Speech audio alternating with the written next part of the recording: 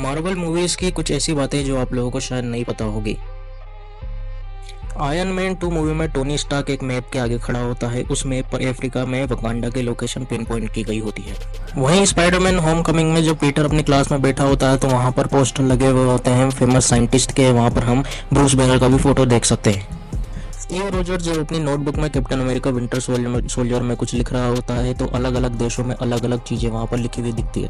हालांकि इंडिया में सिर्फ इसे डबिंग में चेंज किया गया है, नोटबुक को चेंज नहीं किया गया। एवेंजर्स मूवी में जब टोनी ब्लूप्रिंट देख रहा होता है एवेंजर्स टावर का तो उसमें अलग अलग डिज़ाइन दिए हुए होते हैं अलग अलग रूम्स के, जैसे थोर का अलग रूम, होकाई का अलग रूम, कैप्टन अमेरिका का अलग रूम और उसका खुद का अलग room. Guardians of the Galaxy movie में हमें पता चलता है कि पीटर क्विल के पास एक ट्रांसलेटर इम्प्लांट भी है। ये हमें इस बात को समझाने में हेल्प करता है कि पीटर क्विल अलग अलग प्लैनेट्स पर अलग अलग एलियन की लैंग्वेज कैसे समझ आता है। स्पाइडरमैन होम कमिंग में हमें मिशेल, जो कि अब एमजे है, उसको देखा जाता है एक ह्यूमन बॉन्डेज नाम की किताब पढ़ते हुए। ये किताब उसी के बारे में है, एक ऑर्फन बॉय के बारे में, जिसको कि भेजा जाता है उसके अंकल और आंट के पास रहने के लिए।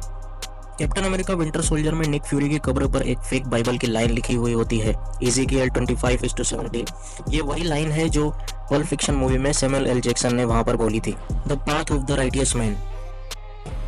आयरन मैन मूवी में जब टोनी स्टार्क की हेल्प कर रही होती है Pepper Potts Iron Man suit में से निकलने के वक्त, तब हम पीछे कैप्टन अमेरिका की शील्ड को भी नोटिस कर सकते हैं।